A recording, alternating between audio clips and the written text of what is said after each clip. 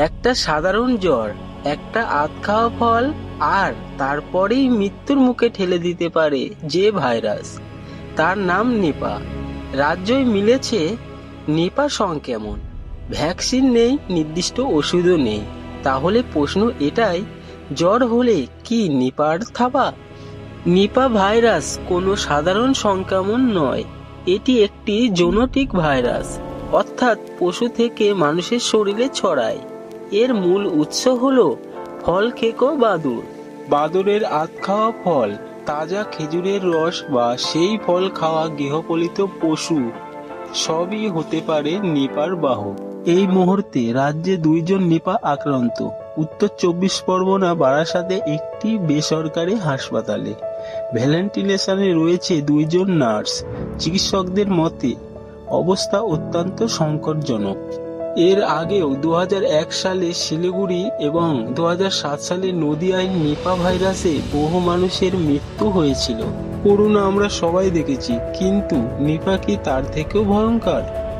Corona দ্রুত ছড়ায়, মৃত্যুর হার 0.5 থেকে 2%।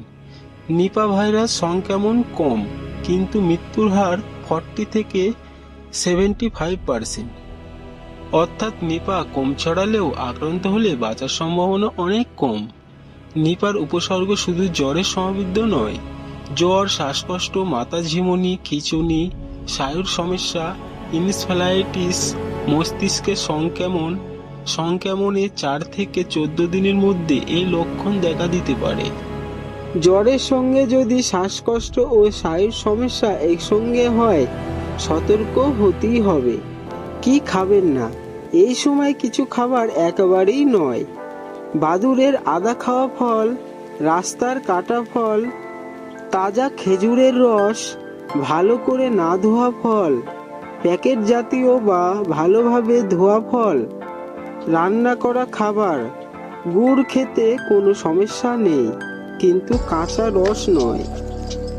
নিপার কোনো ভ্যাকসিন নেই, কিন্তু সতর্ক থাকলেই রক্ষা। আক্রান্তের সংস্পর্শে এলে দ্রুত পরীক্ষা, উপসর্গ নজরে রাখা। চিকিৎসকদের পিপিই ব্যবহার বাধ্যতামূলক, কন্টাক্ট ট্রেসিং জরুরি। কেরল এই মডেলই নিপা নিয়ন্ত্রণে এনেছে। ভয় নয়, সচেতনই নিপার বিরুদ্ধে সবচাইতে বড় অস্ত্র।